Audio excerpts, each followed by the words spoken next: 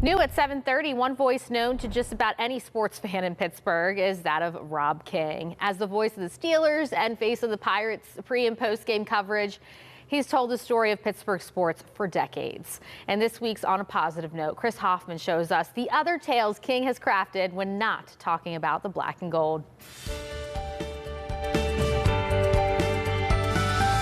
On Sundays during the fall, Rob King's voice narrates the Steelers' journey. Storytelling is a skill and passion of King's. An English literature major in college, he's always loved digging into a book and writing. You know, it's so funny, it's like you hear authors talking about their characters like they're real people, and you're like, come on, man. And then you find yourself thinking about them in the same terms. He's currently writing the second of a trilogy of fantasy novels. The first one, The Door in the Stone, came out last November. A friend of mine said, oh, I thought it was a fantasy sports book, you know, like fantasy football or fantasy baseball. I told her, no, it's a fantasy book. King says in all, the first book took a decade to come together. He chalks that up to figuring out how to create a novel and get it on the shelves. Since then, he's had people recognize his work and tell him their love for it. That, to me, is more gratifying than actually having it on a bookshelf, although being on a bookshelf in a library or a bookstore is kind of cool, too.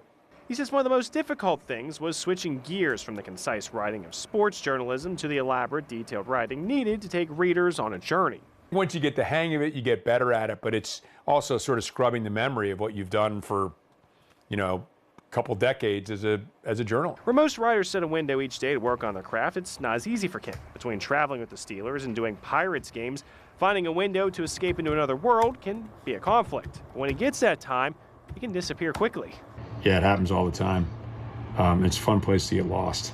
I really enjoy it. Just like the characters in his novels, King says people are complex. To him, it's not about being Rob King, the voice of the Steelers, or Rob King, the author. It's about doing what he loves. If I come across something else I love doing, I love playing golf.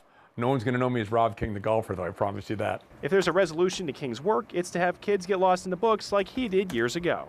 If a kid ever picked up this book and 30 years from now still remembered this the way that I remember the books that I picked up when I was a kid, then mission accomplished. King's second book comes out in January, and he hopes to have his third out within a year of that.